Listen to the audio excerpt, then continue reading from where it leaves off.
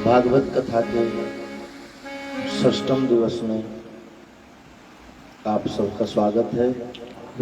आइए पहले मिलकर भाव से श्री हनुमान चालीसा में पाठ करेंगे, उसके बाद कथा का शुभारंभ करेंगे।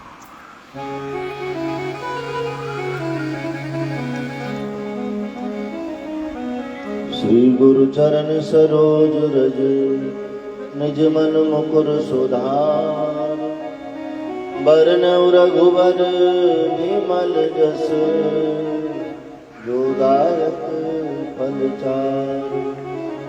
बुद्धिहीन तनु जानिके सुमिरौ पवन कुमार, बल बुद्धि विद्या देहु मोहि हरौ कलेश विकार। जय हनुमान ज्ञान गुण सागर, जय कपीस तिहु लोक उजागर। रामदूत अतुलित बल धामा, अंजनी पुत्र पवन सुत नामा। महावीर विक्रम बजरंगी, सुमति निवार सुमति के संग। कंचन वरण विराज सुबेसा, कानन कुंडल कुंचित हाथ वज्र और ध्वजा विराजे। सुवन केसरी नंदन तेज प्रताप विद्यावान गुणी अति चातुर, नाम काज करे को प्रभु चरित्र सुनबे को रसिया। राम लखन सीता सूक्ष्म रूप धरि सियहि दिखावा, विकट रूप धरि भीम रूप धरि असुर संहारे। रामचंद्र की काज सवार, सजीवन लखन जियाए।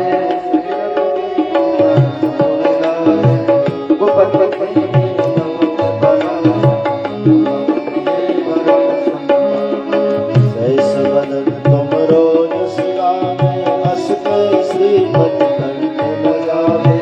संतानिक ब्रह्मांड मुनीसा, नारद सारद सहित ब्रह्म कुबेर दिक्पाल जाते। कहो विद सकल कांते, तुम उपकार सुग्रीव कीना। नाम मिलाय रघुपति, तुमरो मंत्र विभीषण माना। लंकेश्वर में सब जन जाना, रूप सहस्र जोजन पर भानु। तुम गाय प्रभु गीता मेरे मुख माही। जल ध्यान दे रचना, दुर्गम काज जगत के जेते। सुगम अनुग्रह तुमरे, गाये तुम रखवारे। होत न आज्ञा बिनु सारे, सब सुख लहे तुम्हारी सरना। तुम रक्षक पाओ आपन तेज समारो आके। तीनों लोक हांकते कांपे, भूत पिशाच निकट नहीं आवे। महावीर जब नासे रोग हरे सब पीरा। जपत निरंतर हनुमत वीरा, संकट ते हनुमान छुड़ावे। मन क्रम वचन ध्यान जो लावे।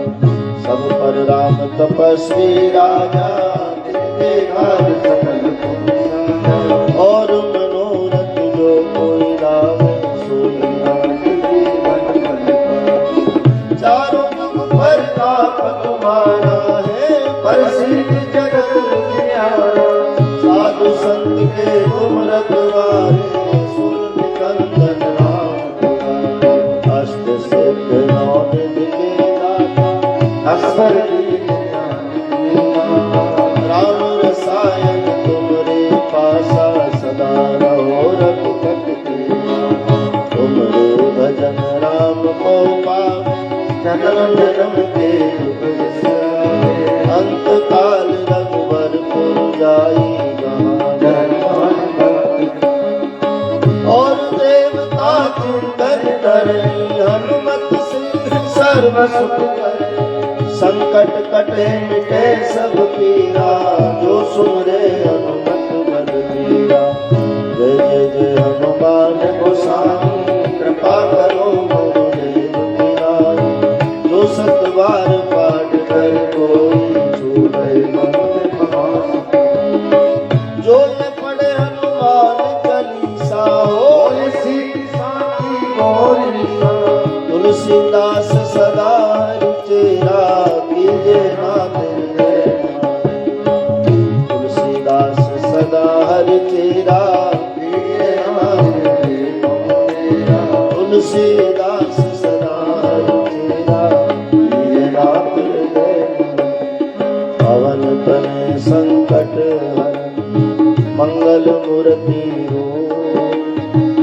राम लखन सीता सहित देव सौ सुरभूप सियावर रामचंद्र की रघुवीर रामचंद्र की उमापति महादेव की पवन सुत हनुमान की बोलो भाई सब संतन की नमः पार्वती तपे हर हर महादेव।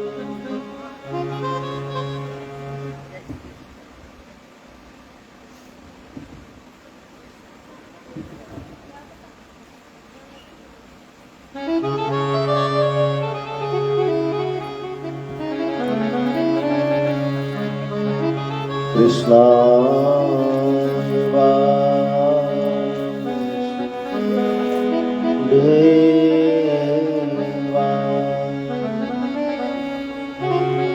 हरे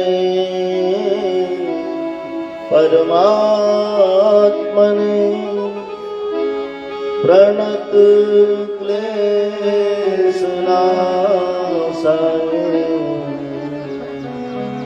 गोविन्दाय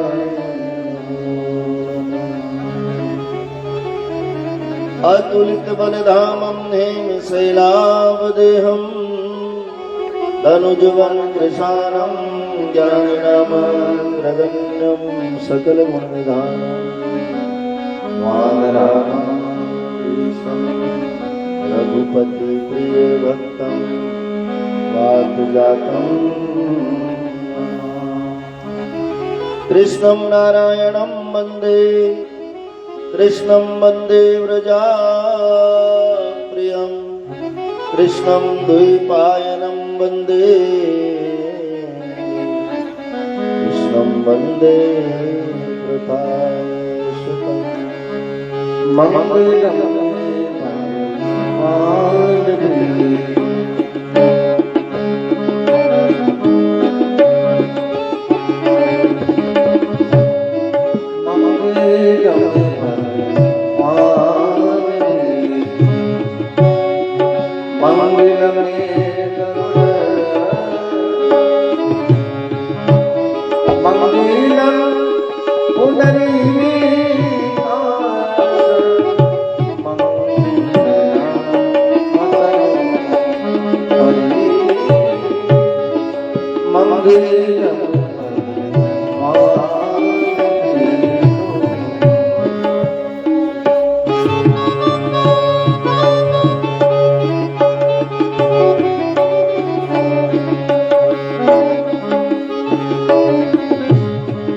व्यासाय विष्णुरूपाय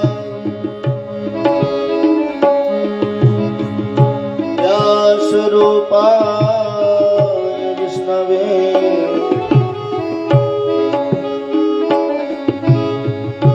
नमो वै ब्रह्मनिधये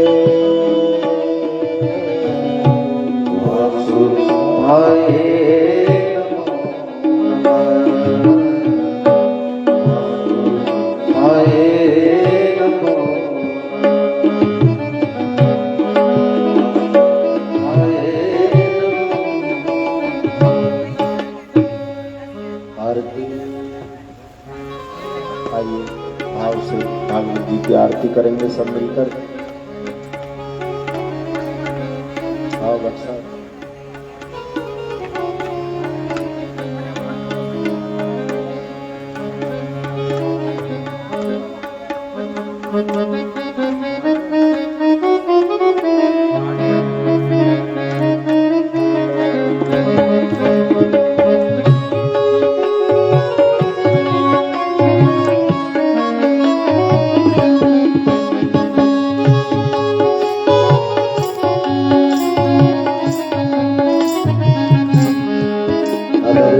मुरली बजैया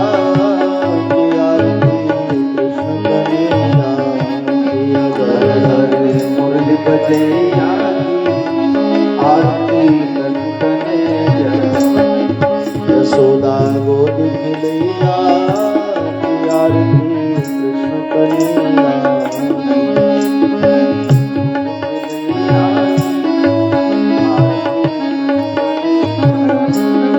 कृष्ण तुम मथुरा जन्म लियो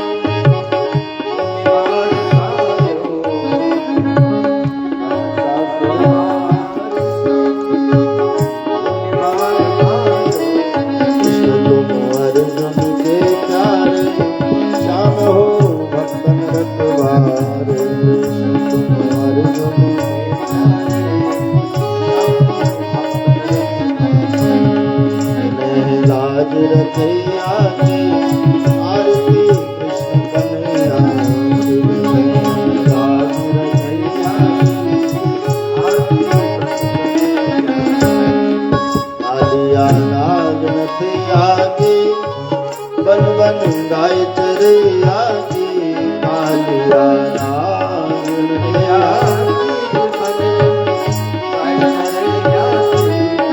यशोदा गोद की लिया की आरती कृष्ण कन्हैया की यशोदा गोद की लिया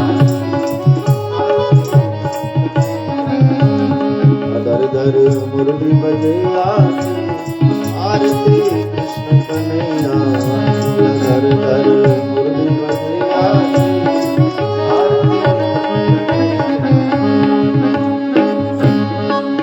आरती गाते कृष्णानंद मन में होता आनंद आरती गाते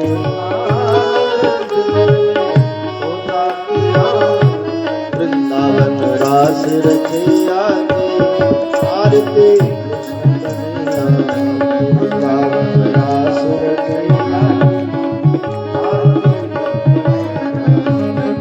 दर दर मुरली बजैया आरती कृष्ण कन्हैया दर दर मुरली बजैया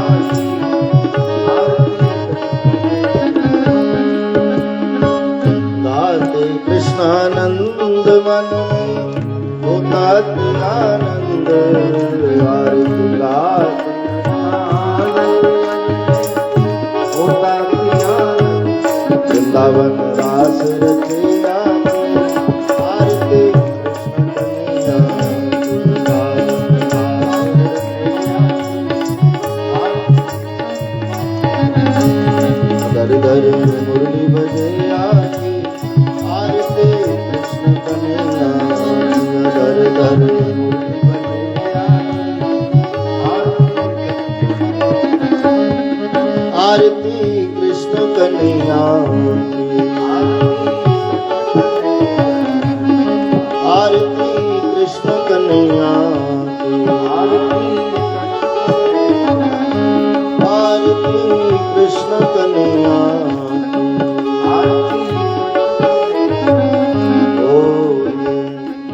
श्री वृंदावन बिहारी लाल की कर्पूर गौरम करुणावतारम संसार सारं भुजगेन्द्रं सदा वसन्तं हृदयारं भवं भवामि सहितं नमः पार्वती पते हर हर महादेव। सब अपने अपने स्थान पर विराजमान होइए और आइए एक दो मिनट भाव से भगवान नाम कीर्तन का आनंद लें। उसके बाद कथा सुनें।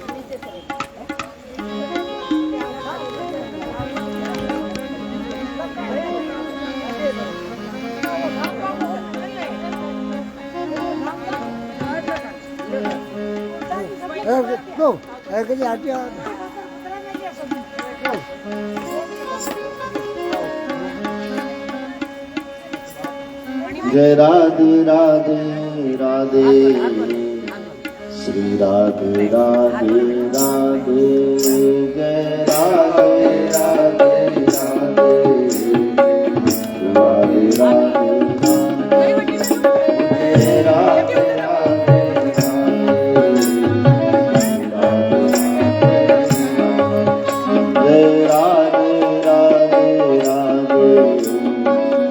राधे राधे राधे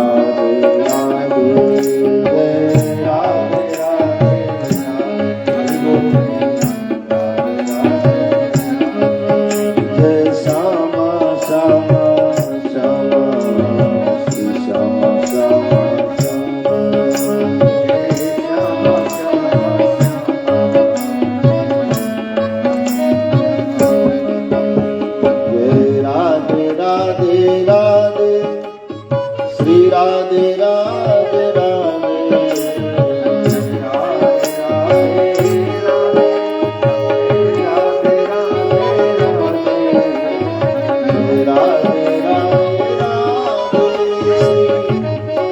राधे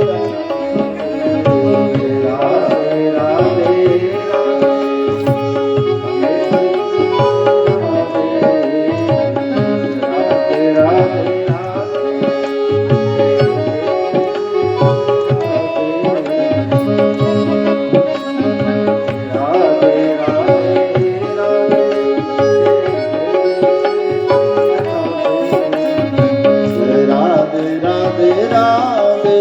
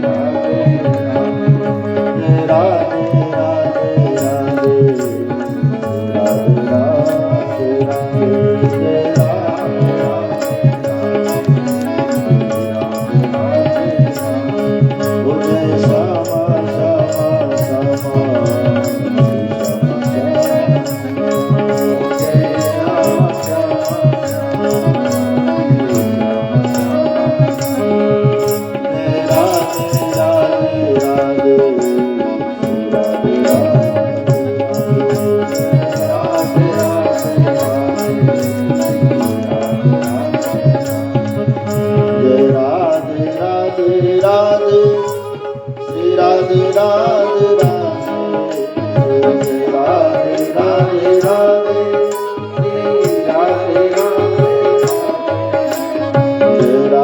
राधे राधे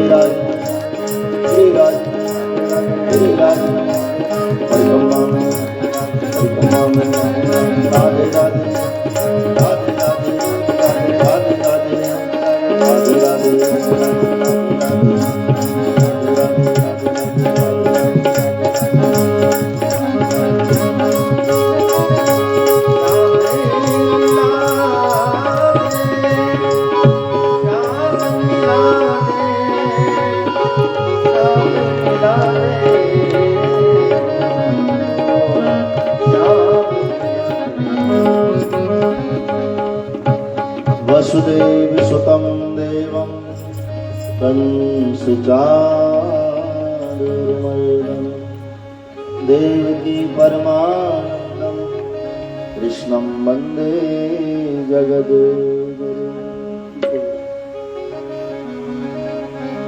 जनक सुता जगजननी जानकी अतिशय प्रिय करुणानिधान ताके जुगपद कमल मनाव सुकृपा निर्मल मत पाए। महावीर बिन बहु हनुमान राम जासु जस आप प्रणव पवन कुमार हलवन पावक जासु हृदय आगार बसई राम सरिता। बोलिए श्री हनुमान जी महाराज की। श्री सुखदेव जी महाराज की, बाल कृष्ण भगवान की जय। जय श्री राधे, जय जय श्री राधे, जय जय श्री राधे।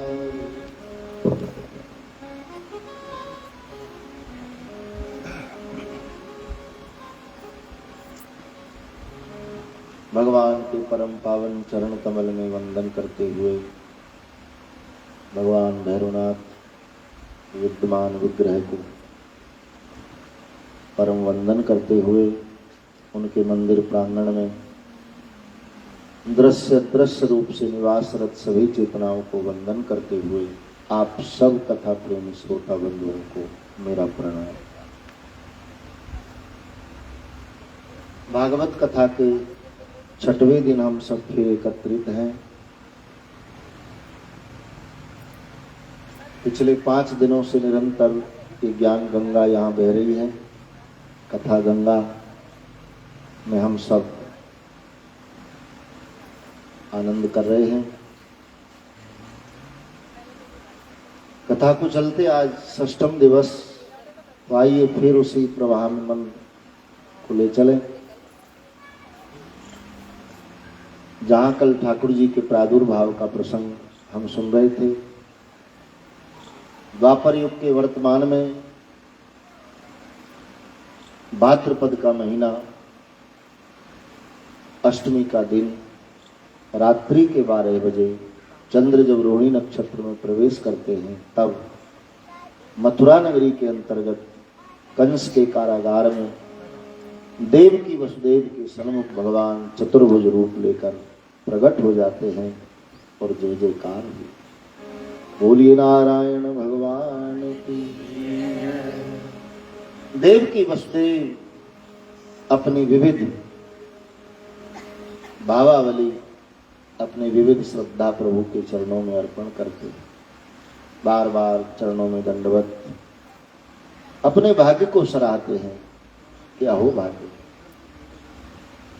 प्रभु कितने दयालु हो, कितने करुणा निधान हो आप। हमारी क्या स्थिति और आपका ये हमें इस अवस्था में जो दर्शन देना रहा, इतनी अद्भुत अद्भुत अनुकंपा दर्शी। न भजन है, न पूजन है, न साधन है, निस्साधन जीवन में आपका साक्षात्कार। प्रभु हम जानना चाहते हैं हमारे कौन से जन्म की तपस्या का ये फल है जो हमको इस अवस्था में मिला।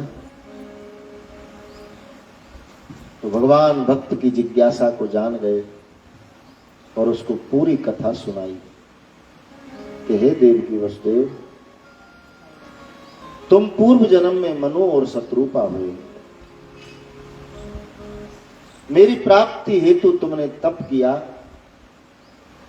मैं दर्शन देने गया तो तुमने 3 वरदान मांगे। मनु शत्रुपा की भगवान से 3 मांगे। उन्होंने क्या क्या मांगा? मनु शत्रुपा ने पहली मांग रखी कि परमात्मा हे हरि, हमको मोक्ष नहीं चाहिए, मुक्ति नहीं चाहिए, हमको दोबारा से मानव जीवन चाहिए। ये देखो मनुष्य जीवन की कितनी सुंदर सराहना है, कितनी प्यारी प्रशंसा है। बड़े भाग, बड़े भाग मानव तनु पावा,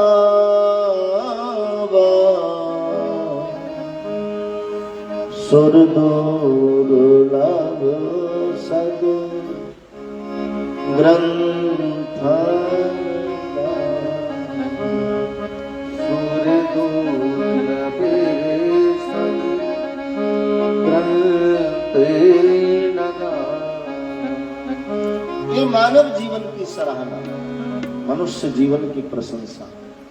बड़े भाग मानव तन पावा।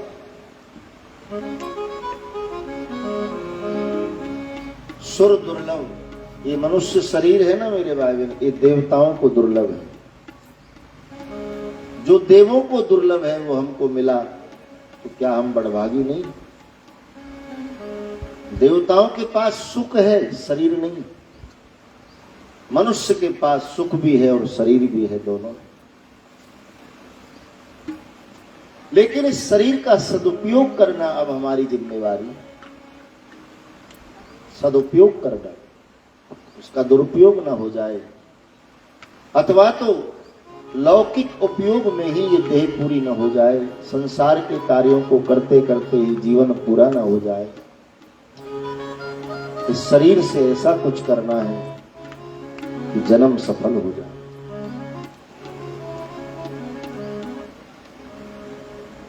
तब ये शरीर सार्थक होता है। जीव ही नहीं है मेरे भाई बहन, हमारे पास जीव ही नहीं है सार्थकता के लिए, शरीर भी है। आप देखते हो कई शरीर की बड़ी दुर्दशा हो जाती है मरणोपरांत। मृत्यु के बाद देह की दुर्दशा हो जाती है। कई मुर्दे को, कई लाश को, कई मृत शरीर को अंतिम संस्कार नहीं मिल पाता है। पता नहीं कहां मृत्यु हो गई, लावारिस समझकर उसको जला दिया, या तो बहा दिया, या तो कोई फेंक दिया, या तो जो आपने देखा हो एक्सीडेंटल मृत्यु जो होती है, रोड एक्सीडेंट की, उसमें भी देह की दुर्दशा हो जाती है। किसी बीमारी से ग्रस्त होकर के, लाइलाज बीमारी से ग्रस्त होकर के, और फिर उसी में कुलसते कुलसते प्राण छूट जाए, उसमें भी देह की दुर्दशा।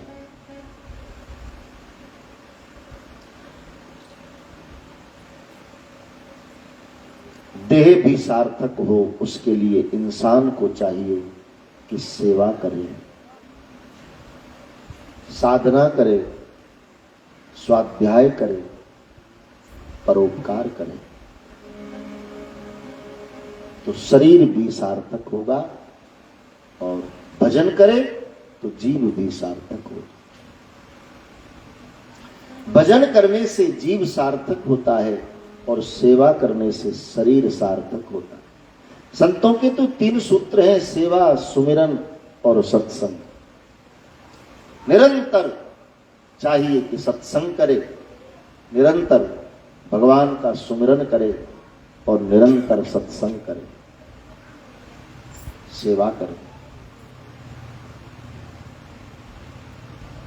ये निरंतरता यदि बनी रही आजीवन, तो जन्म सफल है। और जो ऐसा न करके केवल देह की आसक्ति में ही शरीर का इस्तेमाल करे और लौकिक उपयोग में ही उसको पूरा कर दे, ऐसे शरीर को शास्त्रों में आलोचित किया गया है। बाबा जी ने लिखा, चित जल पावक गगन समीरा, पंच रचित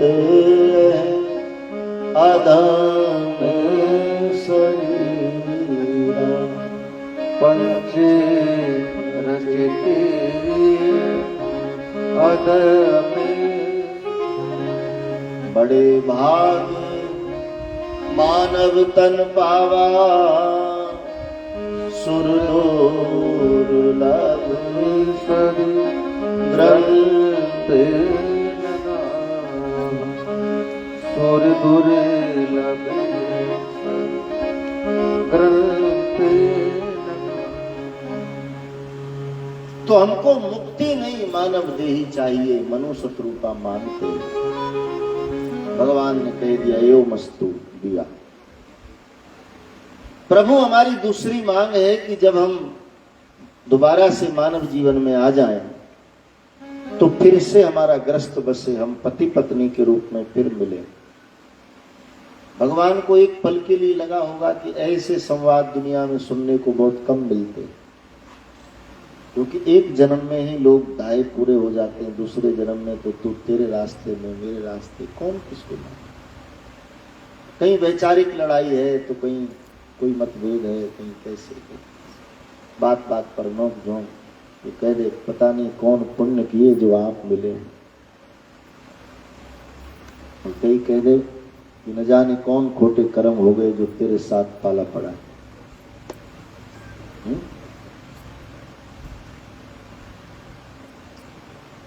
लेकिन मनु शत्रुपा कहते हैं हमको एक जन्म में पूरा नहीं हो पाया है प्रभु, हम दोबारा फिर ग्रस्त में मिले, हम पति पत्नी के रूप में दोबारा से फिर मिले। भगवान गदगद हो गए, बोले एवं मस्तु, दिया। और हमारी तीसरी मांग है कि जब हम मानव जीवन में आ जाएं, हमारा ग्रस्त फिर से बस जाए, तो हमारे ग्रस्त में आपके जैसा कोई सुंदर पुत्र जन्म ले। ये हमारी तीसरी मांग। भगवान ने एकाएक कह दिया एवं मस्तु, लेकिन तुरंत सोचा कि मेरे जैसा कहां से दूंगा। तब निर्णय किया कि चलो वचन दे दिया है तो पूरा करेंगे, हम स्वयं इनके घर संतान के रूप में जाएंगे। परमात्मा ने निर्णय कर लिया। तो यही मनु शत्रुपा सतयुग में कश्यप अदिति हुए, जिनके घर भगवान वामन रूप में आए। यही मनु शत्रुपा त्रेता में दशरथ और कौशल्या हुए, जिनके घर भगवान राम रूप में आए। और यही मनु शत्रुपा द्वापर में देवकी और वसुदेव हुए, जिनके घर भगवान कृष्ण रूप में आए। एक जन्म की तपस्या ने कई कई जन्म तक फल दिया। ये भक्ति का वैभव। भगवान ने ये बात बताई तो माँ को सब याद आ गया। माँ बोली कि अरे मैंने तो अधिकार से पाया है, परमात्मा मिले हैं, उसमें कौन उनका उपकार, मैं तो पहले तैयारी करके बैठी। तो माँ एकदम बोल गई, हाँ महाराज मुझे सब याद आ गया, लेकिन प्रभु आप तो वचन भूल गए। कैसे माँ?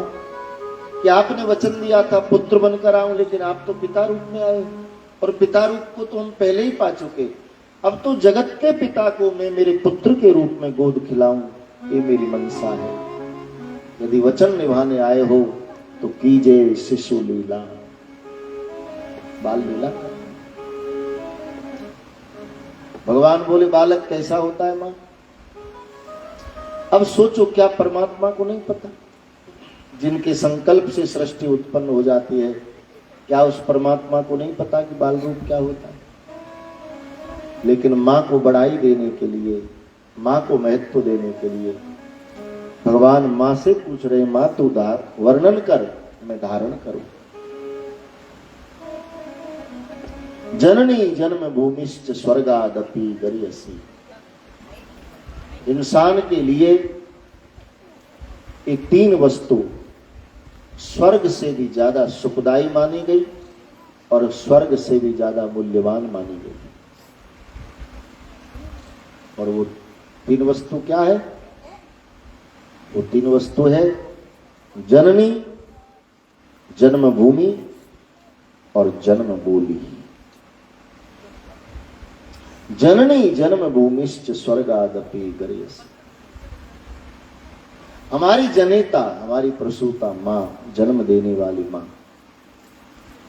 स्वर्ग से भी ज्यादा महत्वपूर्ण है हमारी।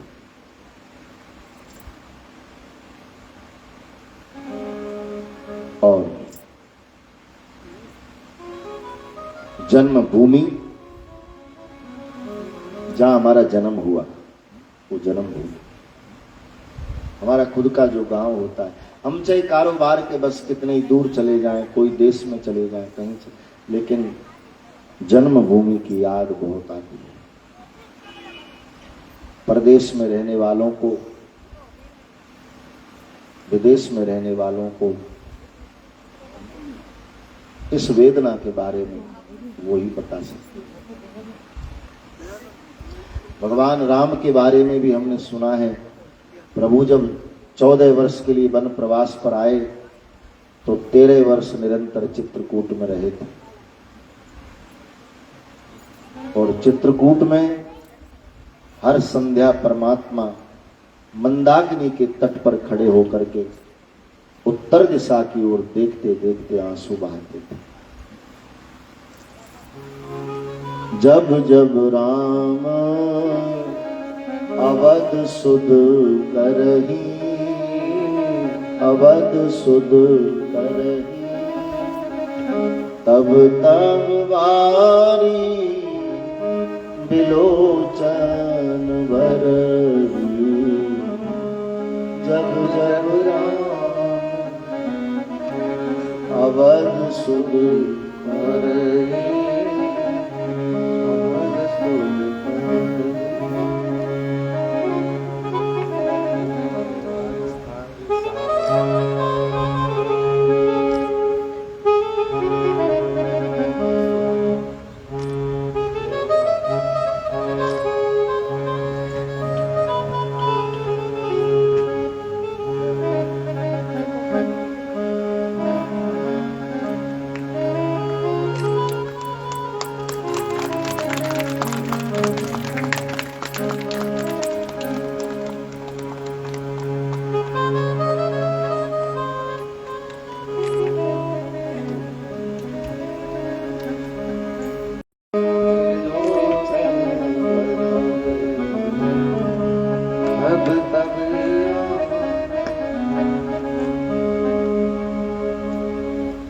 जननी जन्म भूमिश्च स्वर्गादपि गर्यसि। जन्म भूमि, जन्म देने वाली माँ और हमारी खुद की जो जन्म बोली होती, हिंदी हो, गुजराती हो, राजस्थानी हो, मराठी हो, हर प्रांत की अपनी अपनी भाषा बड़ी प्यारी है और हर प्रांत की अपनी अपनी भाषा सबको बहुत प्यारी लगती है। इंसान कितना ही पढ़ा लिखा हो, देश विदेश कहीं भी रहता हो, ऑफिस में, बाहर में, वो कई भाषाओं का उपयोग करेगा, लेकिन घर में आएगा ना तो चाहे अमेरिका में रहता हो वहां भी अपनी ठेठ भाषा का ही उपयोग करेगा। अपनी जो निजी भाषा होती, खुद की जो बोली होती है, वो बिसर नहीं पाते उसको। हम कितना ही लाग लपेट की भाषा आप दूसरे के सामने अच्छे दिखने के लिए, अच्छी भाषा को किताब पाने के लिए अच्छा बोलें, लेकिन शब्दों में कहीं ना कहीं हमारी निजी भाषा झलक जाएगी, उसको छुपा नहीं सकते। इसलिए प्रगाढ़ सूत्र जननी जन्म भूमिश्च स्वर्गादपि गर्यसि। तो अपनी अपनी मातृभूमि, अपनी अपनी जननी और अपनी अपनी जन्म बोली सबको स्वर्ग से भी ज्यादा प्रिय बताई। और हर प्रांत की भाषा में मिठास। हमने राजस्थान के इस प्रदेश में कई भाषाएं सुनी हैं, कई भाषा। मारवाड़ की भाषा अपनी अलग, मेवाड़ियों की अपनी अलग, शेखावाटी वालों की उनकी भी अलग है। और चौथा कौन सा है? मारवाड़, मेवाड़, शेखावाटी, एक और है कोई?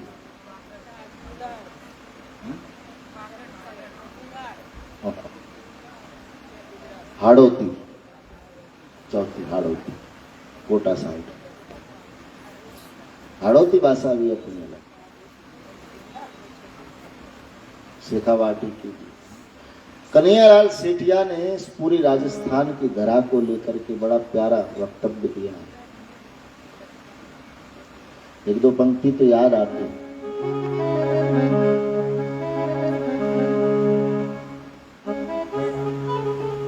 धरती धोरारी धोरारी, धोरारी धोरारी, धरती धोरारी धोरारी, धरती धोरारी धोरारी,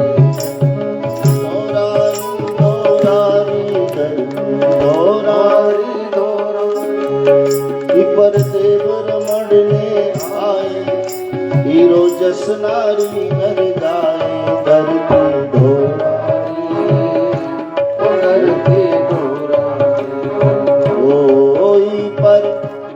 रमण ने आए, हीरो जस नारी नर गाए, धरती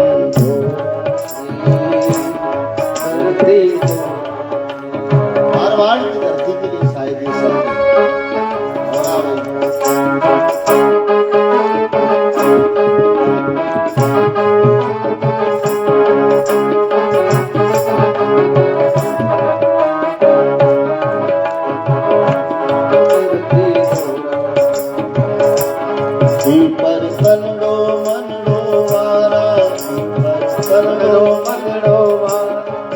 पर जीवन प्राण न सारा, पर जीवन प्राण न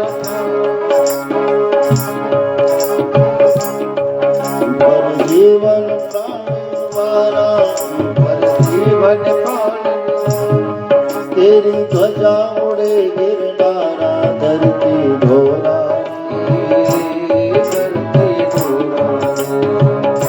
ओ तेरी ध्वजा उड़े गिरनारा धरती ढोरा, धरती ढोरा।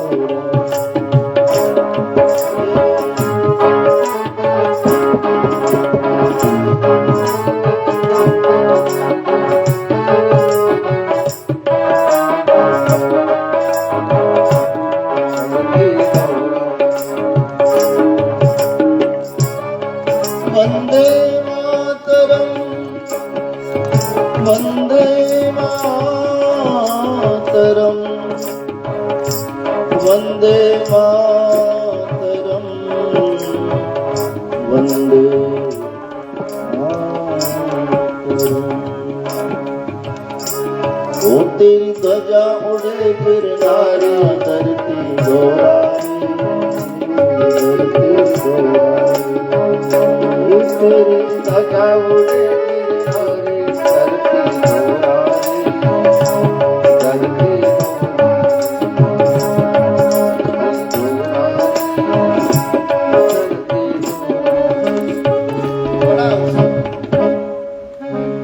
बड़ा प्यारा उनका संबोधन रहा है धरा के लिए। तो सबको अपनी अपनी जन्मभूमि प्रिय, जन्म बोली प्रिय और जननी प्रिय। मां तू वर्णन कर मैं धारण करूं, तू जो कहेगी मैं वो करूंगा। तेरी प्रसन्नता मेरे लिए सर्वोपरि है। तू बोल मां, तू जो कहेगी मैं करूंगा। तो मां बोली महाराज, बालक जब जन्म लेता है तो वो बोलता नहीं है, रोता है, आप रोइए। पूरी भूमिका बताई कि बालक जब जन्म होता है तो उसके शरीर पर वस्त्र अलंकार आदि नहीं होता और ये मणियों की माला नहीं होती, शंख चक्र गदा पद्म कहाँ से आए, वो तो नवजात नगण्य रूप में जन्म लेता है। तो आपने ये सब अलंकार भगवान सबसे विमुक्त हो गए, बाल रूप में आ गए, नवजात नगण्य रूप में आ गए। माँ ठीक बोले, हाँ वो तो सब ठीक, लेकिन बोल तो बड़ों के जैसे रहे। और बालक जन्मता है तो बोलता नहीं, रोता है, आप रोइए। अब भगवान को लगा कि रोना क्यों, रोने जैसा क्या है। तो महात्मा कहते हैं कि रोने जैसा ये है कि तुम रोने वाली जगह पर आ गए हो, इसलिए रोना ही पड़ेगा। ये संसार जो है, ये मृत्यु लोक जो है, यहाँ जीव की शुरुआत ही रोने से होती है। बालक जन्म लेता है तुरंत रोने लगता है, रोए नहीं तो टेंशन है, रोने लगे तो कोई टेंशन नहीं। रोने से यहाँ का उसको वो ले लिया। तो रोना यहाँ का प्रथम सूत्र है, रोना ही पड़ेगा। और फिर पूरी जिंदगी रोते रोते ही जाती है। आप सोचो, बचपन भर रोए, जवानी में भी यदा कदा रोए, बुढ़ापा रोते रोते गया, रोते रोते गए। लेकिन कबीर बाबा को लगा कि हम आए जब रोए तब मजबूरी रही, लेकिन जाएं तब रोए वो ठीक नहीं। हम जाएं तब हम हंसे जग रोए, अब ऐसी करनी कर चलो कि हम हंसे जग रोए। जब हम पैदा हुए जग हंसा हम रोए, हमारी मजबूरी नहीं, रोना पड़ा। लेकिन अब हम न रोए, अब हम ऐसा कुछ करके यहां से चले जाएं कि लोग याद में रोते रहे, तब इंसान के जन्म की सार्थकता है। और आप समझ लो मेरे भाई बहन कि मृत्यु जीवन का रिजल्ट है। इंसान के मर जाने के बाद ही उसके बारे में लोग बातें करते हैं। जिस इंसान के मरने के बाद लोग उसके बारे में आलोचना करते हों, ऐसा वैसा कहते हों, तो समझ लो दुर्गति हो गई। और इंसान के मर जाने के बाद लोग उसकी याद में रोते हों और प्रशंसा गाते हों तो समझ लो सदगति हो गई। रिजल्ट है। तो रोना पड़ता है। यहां हमारे अध्यात्म जगत में भी 3 प्रकार का रोना सार्थक बताया है। एक, भगवान के भजन में, भाव में, भक्ति करते करते, ठाकुर का श्रृंगार करते करते, कोई कथा पढ़ते पढ़ते, कोई प्रसंग सुनते सुनते भाव आ गया और आंखों से बह निकला, वो रोना सार्थक। दूसरा, किसी दीन दुखी के दुख को देखकर हमारा मन द्रवित हो जाए और आंखों से आंसू निकल जाए, वो रोना भी सार्थक। और तीसरा, अपने किसी पाप कर्म को याद करके उसके प्रति पश्चाताप में आंसू आ जाए, क्यों हमने किया, तो ये रोना भी सार्थक है। बाकी तो कोई ठिकाना नहीं। तो मां कहती है भगवान को आप रोइए, और भगवान को लगा कि चलो मेरे रोने से मेरी मां के मन को प्रसन्नता होती तो हर्ज क्या, मुझे रोना चाहिए। और मेरे ठाकुर जी रोने लगे। बाबा जी लिख देते, सुनि बचन सुजाना रोदन ठाना, होई बालक सुर भूपा। सुनि बचन सुजाना होई बालक प्रगट गोपाला दीन दयाला,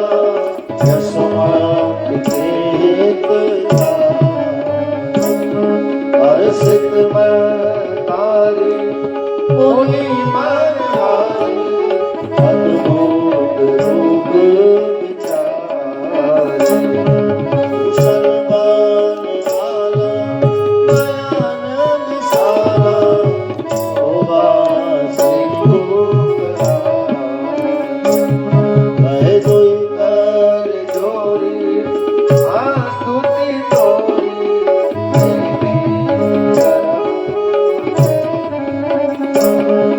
आया गुण गाना दीन अपारा, पुराण भजन, करुणा शोक सागर सब गुण आगर, श्री राम श्रुति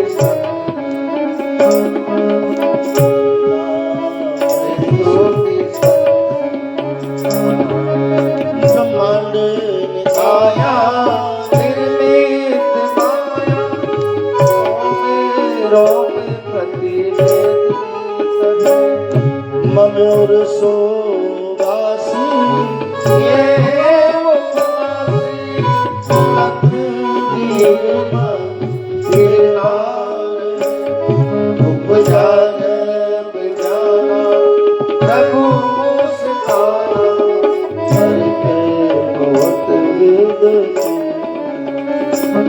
कही कथा सुहाई, माधि पुजाई, प्रकार सूत्र से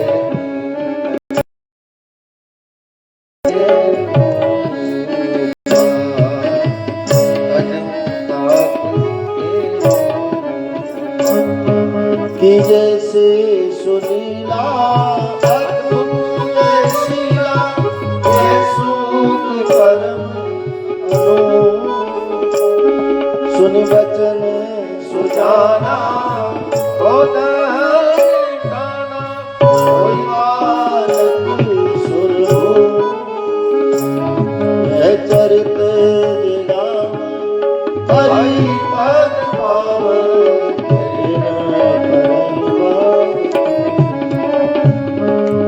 चरित विराम हरि पद पावन,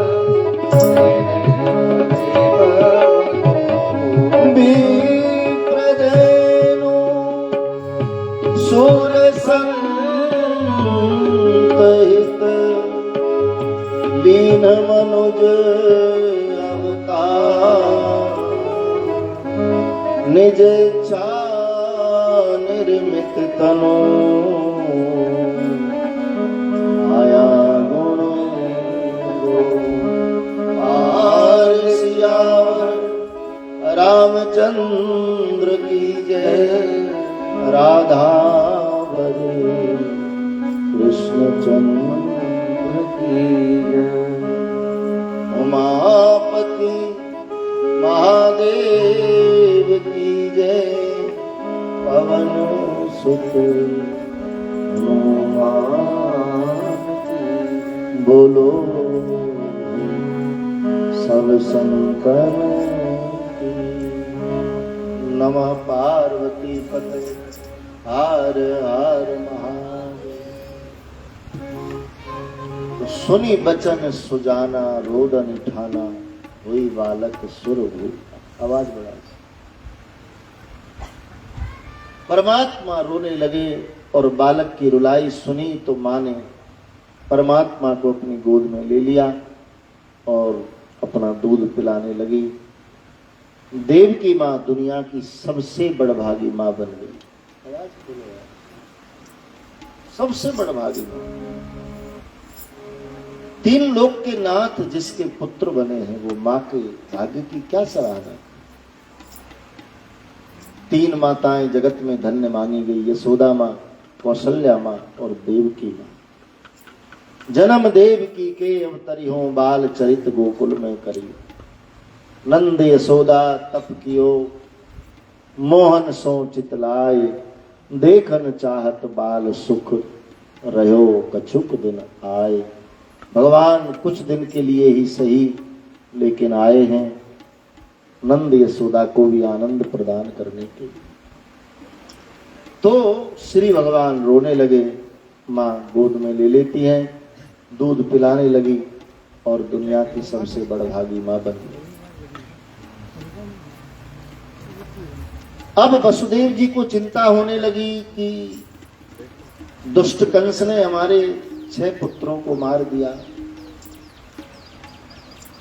अब लाला के जन्म की कोई खबर लग गई तो फिर न जाने क्या हो। सो मन ही मन हे विधाता तू मेरे लाला के बचाव को कोई जतन बता। भगवान को लगा कि मेरी उपस्थिति में भी मेरा भक्त भयभीत है तो फिर फायदा ही क्या। भक्त को भयमुक्त करने के लिए परमात्मा ने आकाशवाणी से संबोधन दिया।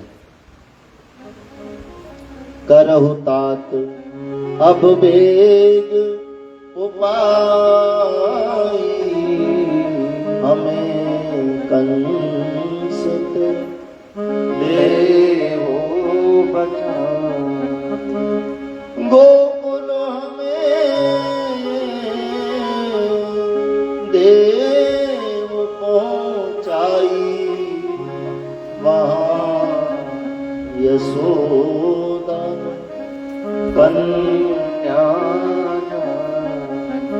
कन्या ले तुम कंस ही दीजे तात हमारो नाम। ये तात हमारे बचाव हेतु आप इतना जतन करो कि हमें यहाँ व्रजमंडल से ले जा करके व्रजमंडल के अंतर्गत ले जाओ। मथुरा नगरी से ले जा करके व्रजमंडल के अंतर्गत बाबा नंद और मैया यशोदा के पास हमें छोड़ दो। वहां मैया यशोदा ने कन्या को जन्म दियो, सो कन्या लाकर तुम कंस के हवाले करना। हमारे जन्म की कोई खबर उसको लगे इसका बहुत ख्याल रखना। इतना भर बोला, आकाशवाणी शांत हो गई। अब तो बाबा विचार करने लगे कि जैसा आकाशवाणी ने बोला वैसा करूं। तो मुश्किल ये है कि हाल ही में जन्मे बालक को मैं लेकर जाऊं कैसे। मेरे पास न कोई वस्त्र है न पात्र है। बादल गरज रहे, बिजली चमक रही, बारिश पड़ रही।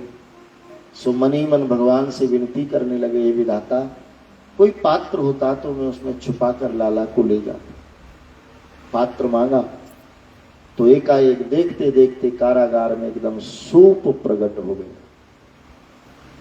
सूप, और सूप ही क्यों प्रकट हुआ पात्र के तौर पर, तो महात्मा के इसलिए कि सूप शिक्षाप्रद पात्र है। सूप जानते हो ना, सूपड़ा,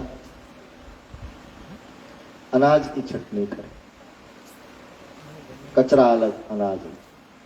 साधक ऐसो चाहिए जैसो सूप सुहाए, सार सार को गह ले और कचरा दे उड़ाए।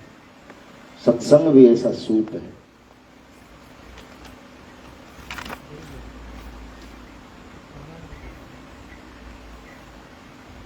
तो बोले शिक्षाप्रद पात्र और भी हो सकते हैं। बोले नहीं, शिक्षा की मध्य अंत मिले उसका लाभ नहीं, शुरुआत मिलनी चाहिए। और भक्ति जगत की शिक्षा शुद्धि से शुरू होती है और उस शुद्धि की शिक्षा केवल सूप देता है। सार सार को गह ले और कचरा दे उड़ाए, ये शिक्षा है।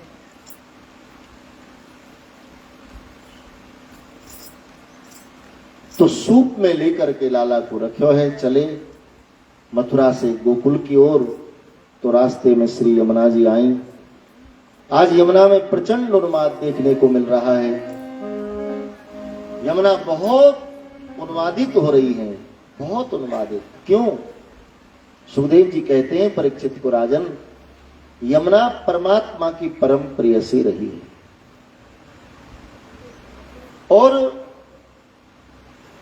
भगवान कभी उसको दर्शन देने गए तो यमुना को पूछा कि क्या चाहती हो?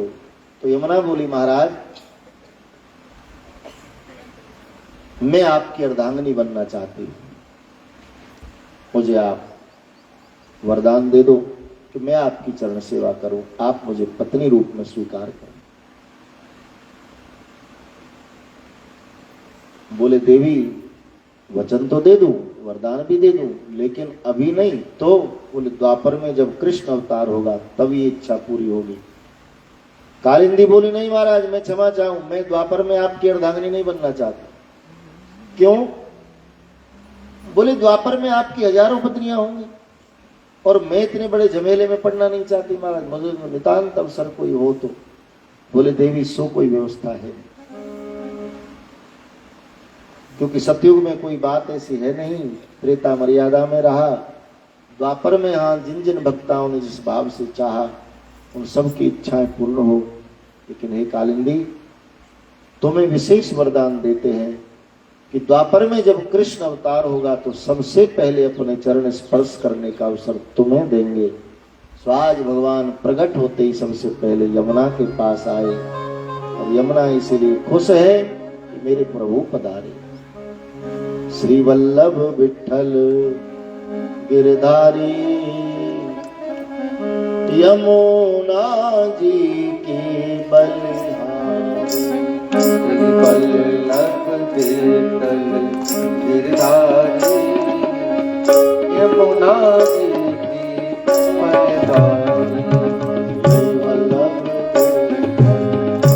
गिरधारी, यमुना जी की बलिहारी। वल्लभ विठ्ठल गिरधारी, यमुना श्री वल्लभ विठ्ठल गिरधारी, यमुना जी की बलिहारी। श्री वल्लभ विठ्ठल गिरधारी, यमुना जी की बलिहारी। श्री वल्लभ विठ्ठल गिरधारी, यमुना जी की बलिहारी। वल्लभ विठ्ठल गिरधारी, यमुना जी की बलिहारी। श्री वल्लभ गिरधारी, यमुना जी की बलिहारी। वल्लभ विठ्ठल गिरधारी, यमुना जी की बलिहारी। वल्लभ विठ्ठल गिरधारी, यमुना जी की बलिहारी। वल्लभ विठ्ठल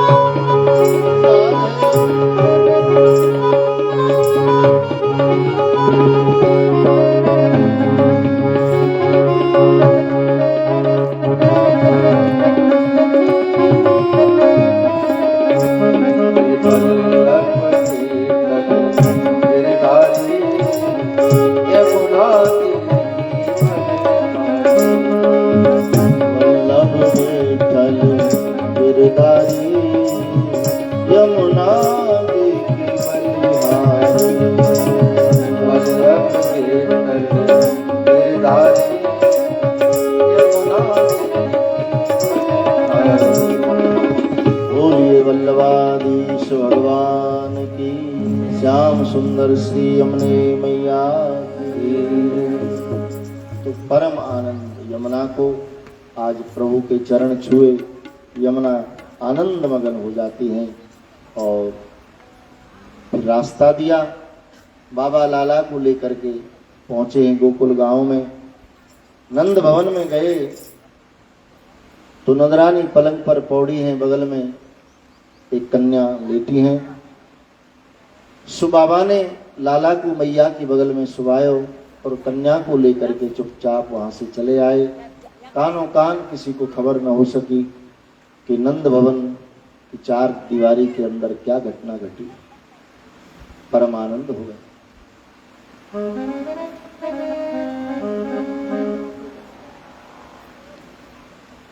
जैसे ही आकर के मथुरा में कारागार के अंतर्गत बाबा रुके तो हाथ की हथकड़ी लग गई, पांव की बेड़ी लग गई, ताले फाटक सब लग गए। संतों ने अर्थ बताया कि ब्रह्म जब आए तो माया के बंधनों से मुक्ति मिल गई। अब ब्रह्म को तो छोड़कर आए हैं और कन्या रूपी माया को सर पर रखकर लाए हैं। माया आ गई तो फिर से बंधन आ गए और बंध गए। बंधन जितने भी हैं ना मेरे भाई बहन इंसान के लिए संसार में, उस सब ममता के, सबके ममता। उपाय केवल एक है बस, सबके ममता ताग बटोरी, मम पद मनहि बांधी बर डोरी, मम पद बांधी पर डोरी। एक उपाय है बस, सब ममता ठाकुर जी के चरणों में लगाई जाए तो बात कर, वरना तो जगत प्रीत दुखदाई, जगत मोह दुखदाई, जगत ममता दुखदाई। माया ममता ममत्व एक ही बात। और सबसे बड़ी मुश्किल ये है मेरे भाई बहन कि जीवन में यदि माया मुक्ति न मिले तो ब्रह्म का दर्शन जीव के लिए असंभव, क्योंकि बीच में दीवार है माया की। चित्र दर्शन कराया है महात्माओं ने कि आगे राम ब्रह्म है, पीछे लक्ष्मण जीव है और बीच में श्री सीता जी वो माया है। कैसे कह दे उसको कि हटो हमें प्रभु को देखना है, वो तो पीछे रहेगी, अधिकार है उसका। तो करे क्या? बोले माया नहीं हटेगी। यदि हमको हरि का दर्शन करने की इच्छा है ना तो हमें माया से थोड़ा साइड में हटना होगा, अपने आप प्रभु का दर्शन मिले। माया छूटे अथवा तो माया को तुम छोड़ो, कैसे भी बात बने, लेकिन बनेगी प्रभु कृपा से, क्योंकि जबरन तो उसमें चलने वाला कुछ है नहीं, क्योंकि वो न मरे न जड़े, कुछ भी तो हो।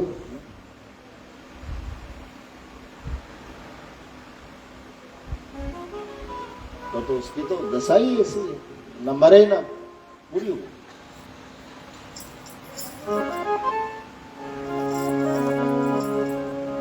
ममता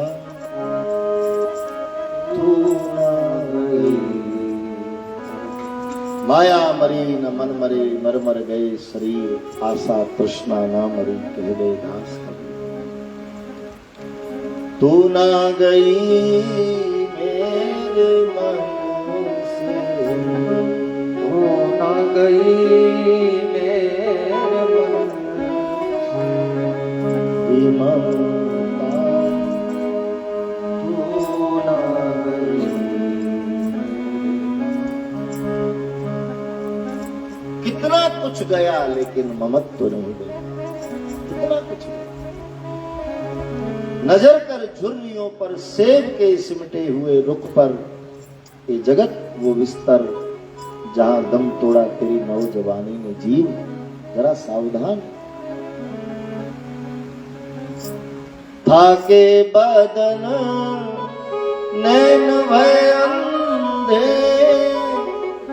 शोभा गई मुखन दे।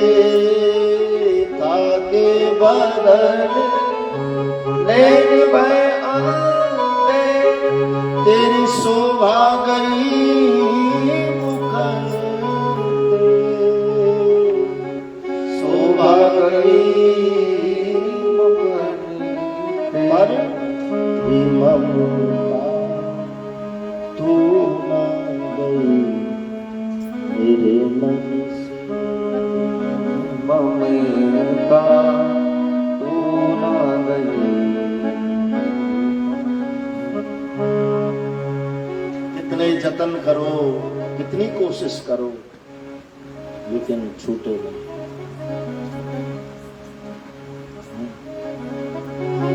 आगे केस जन्म के छूटे, आगे केस जन्म के छूटे, लाज गई लोकन से।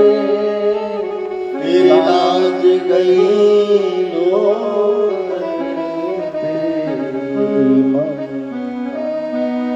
तू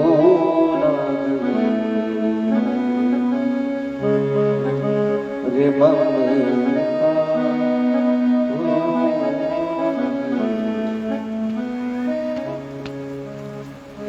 तो कौन व्यवस्था ऐसी है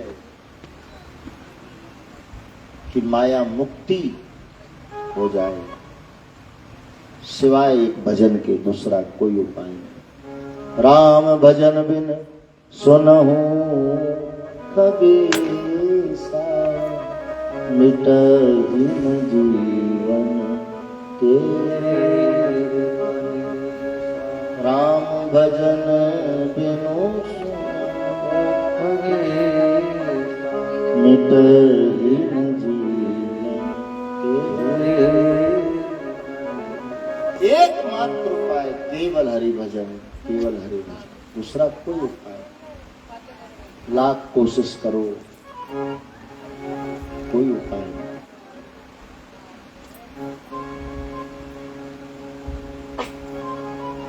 विकारों का समन केवल साधना से ही होता है, और कोई उपाय नहीं। और काम, क्रोध, मद, लोभ, मोह, मत्सर, ये 6 विकार तो प्रत्येक प्राणी को प्रभावित कर रहे हैं। काम, क्रोध, मद, मोह, लोभ, मोह, नाथ नरक के पंख। और इनमें से ये 6 विकार है ना मेरे भाई बहन, इन 6 विकारों ने जगत में किसी को छोड़ा नहीं। यहाँ हम सामान्य प्राणी ही इनके शिकार हुए ऐसा नहीं, हमारी मानसिकता पर ही हावी हो ऐसा नहीं। इन्होंने कभी कभी विशिष्टों को भी छुआ। काम ने हिमाकत नहीं की शंकर समाधि को तोड़वाने की। स्पष्ट है रामचरितमानस का प्रसंग। विकारों ने किसी को छोड़ा नहीं। और एक शंकर की समाधि को तोड़वाने के लिए काम को पूरे जगत में ये विष फैलाना पड़ा। गोस्वामी जी ने क्या व्यवस्था उस समय की बताई है कि पूरा जगत त्रस्त हो गया। जोगी अकंड भय काम बस, जोगी सपावस आवरण की को कहे। देखई चराचर नारी में दे ब्रह्म में दे। भय काम बस जोगी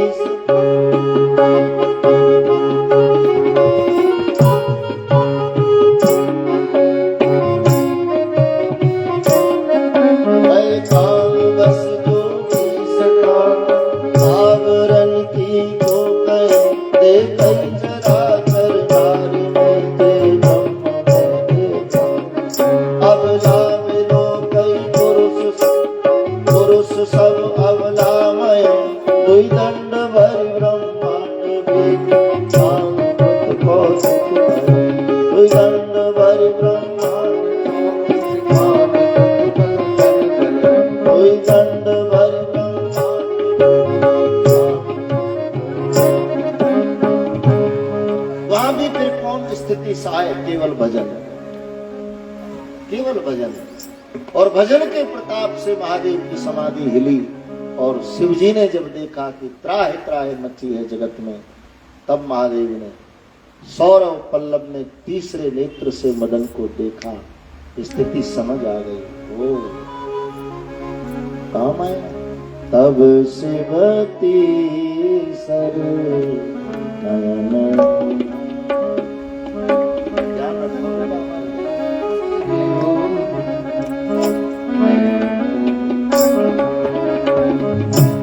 तब शिवती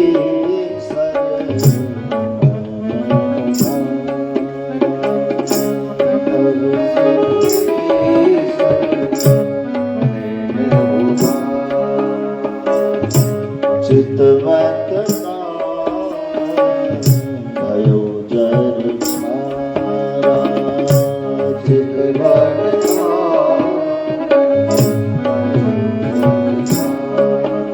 तीसरे नेत्र से महादेव ने सुतार को देखा, जलकर भस्म हो गए। और जैसे जला, जोगी अकंटक भय पतिगत सुनत रत मूर्छित, रोदत बधत बहु भांति कर भरत शंकर, पति प्रेम कर बिनती विविध, जोर कर सन्मुख पर प्रभु आशुतोष कृपाल से, अबला निरख बोले से, प्रभु आशुतोष कृपाल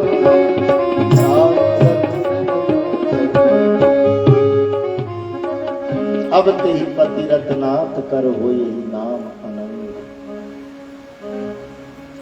तो मेरे कहने का भावार्थ केवल इतना है कि हम सामान्य इंसान, हमको ही विकार प्रभावित करे ऐसा नहीं, इन विकारों ने बड़े बड़े सिद्ध और विशिष्टों को भी छुआ है।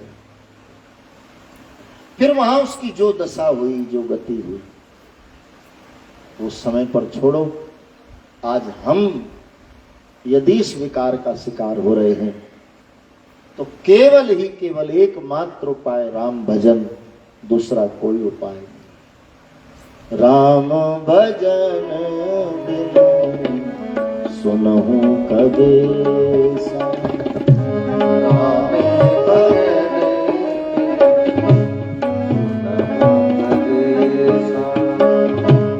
राम भजन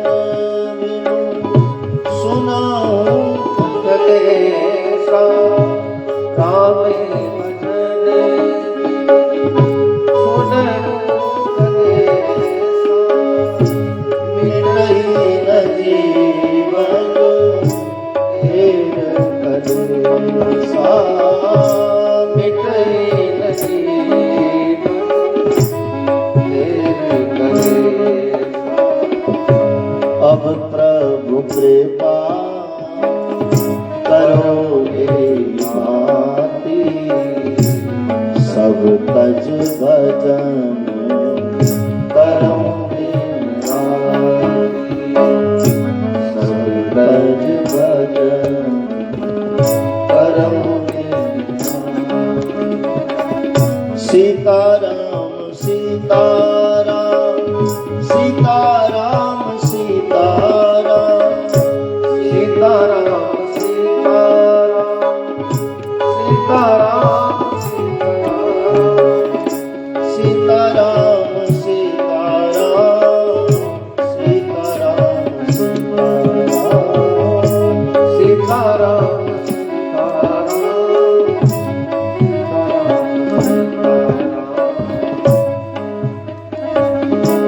अब प्रभु कृपा करोगे भांति, सब तज भजन करोगे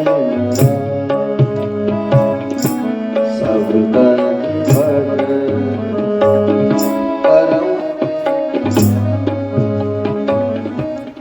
कौन ऐसी व्यवस्था है जो हमको इन विकारों से विमुक्त कर दे? और वो अवस्था है केवल भजन की अवस्था। तो ममता न मरती है न जर्जर होती है न छोड़ती है। एक मोहिनी जाल है मेरे भाई बहन, और इसमें सब फंसे।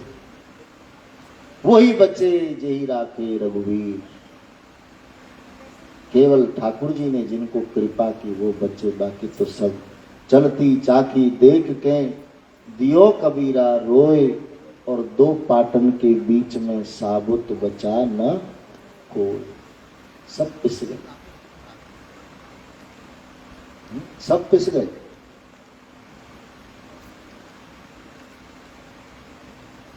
लेकिन सब नहीं पिसे, कुछ बचे। कौन? वही बचे जेई राखे रघुवीर। अर्थात कीली नीचे बैठ है, साबुत बचा है सोए। ये दो पाटों को जोड़ने वाली जो कीली होती है ना बीच में, ये कीली है सदगुरु। बस उसके नीचे उसकी शरण में जो आ गया वो बच गया, बाकी तो सब पिस गया।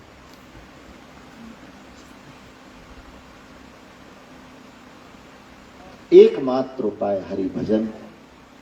कन्या रोने लगी और एकदम से पुकार करने लगी है। कंस के पहरेदार जागृत हो गए और सबको सूचना दी।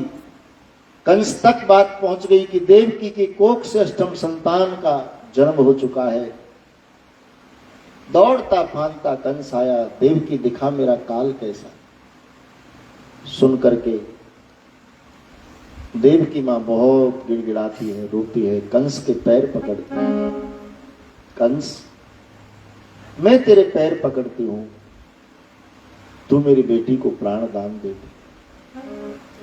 देख मेरे 6 पुत्रों को तूने मार दिया, मैंने कुछ बोला नहीं, लेकिन ये तो पुत्री है, पराई अमानत है। जरा सोच ये कितनी सबल हो जाए कंस, फिर भी तेरा क्या कर सकता। और सच में स्त्री कितनी सबल, फिर भी क्या, क्योंकि पराधीनता का ठप्पा जो लगा। कत विद सृजी नारी जग माही, पराधीन सपने सुख न। पराधीन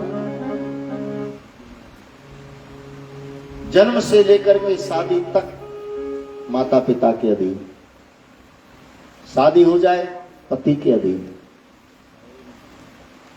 और फिर बुढ़ापे में पुत्रों के अधीन, पूरा जीवन अधीन। तो जो स्वयं अधीन है वो किसी को क्या कर सकता है। इसलिए तू इसको मत मार। लेकिन दुष्ट नहीं माना, छीन लिया कन्या को, एकदम पछाड़ना चाहे, कन्या हाथों से छूट आकाश मार्ग को चली गई और बोली, रे दुष्ट, तू मुझे क्या मारने का प्रयास करता है, तू तेरी खैर मना, क्योंकि तेरी मृत्यु ने ब्रज में जन्म ले लिया। सुनते ही कंस बौखला गया, राक्षस राक्षसियों को जहां तहां भेज दिया कि जाइए 10 दिन में जितने बालक जन्मे सबको मार दिया जाए, और जहां तहां सब चल दिए। इधर ब्रजमंडल का वर्णन करते हुए श्री सुखदेव जी कहते हैं परीक्षित को, राजन धीरे धीरे समय ढला, रात्रि ढलने को हुई, भोर का समय आया, और ब्रह्म मुहूर्त की बेला में नंद बाबा गौशाला में सो रहे हैं, और सोई हुई मुद्रा में एक स्वप्न देख रहे हैं। एक बालक मोर पंख का मुकुट पहने, कमर में करधनी, पांव में पाजेल, घुंघराले बाल हैं, हाथ में बांसुरी लिए बाबा की ओर चले आए। बाबा ने पूछा, रे बेटा तू कौन है? बोले, बाबा मैं तेरी गायों की सेवा करने आया हूं। इतने शब्द नंद जी ने सुने, निद्रा उड़ गई, उठकर बैठ गए। मनोती मांगने लगे, हैं विधाता मेरे जीवन का चौथापन आया, लेकिन अभी तक कोई संतान नहीं, तू कृपा कर, करुणा कर। मैंने जिस बालक के दर्शन किए सो कोई बालक मेरे घर भी आए। सुनंद की बहन सुनंदा ने समाचार सुना ही दियो। भैया क्या है? बोले चलो महल। क्यों? बोले लाला भयो है, लाला भयो है। बोलिए कन्हैया लाला भयो है। ऐसे मधुर शब्द नंद जी के कानों में आनंद कर गए। भवन में आए तो नंदरानी श्याम सुंदर को गोद में लिए पलंग पर बैठी। नंद यशोदा चर्चा करें देवी, लोग कहेंगे बुढ़ापे में कहा इनके घर बालक भयो, कहीं से लाए और कहे हमारो। ये सूचना सबसे छुपा लें क्या? लेकिन कैसे संभव हो सकता? हवाओं ने तो पहले ही सबको बता दिया कि चलो नंद भवन, आनंद कंद प्रभु पधारे हैं। और जिसने सुना सब दौड़े। थोड़ी देर में तो पूरा आनंद भवन खचाखच भर गया। स्वर्ग की अप्सराएं गोपियां बनकर आ गईं, देवियां गोपियां बनकर आ गईं और व्रजांगनाएं सजी धजी मुद्रा में नंद के आंगन में परम आनंद में उत्सव प्रारंभ करती हैं। आइए एक दो बधाइयों का महत्व है, भाव से गाएं और उत्सव मनाएं।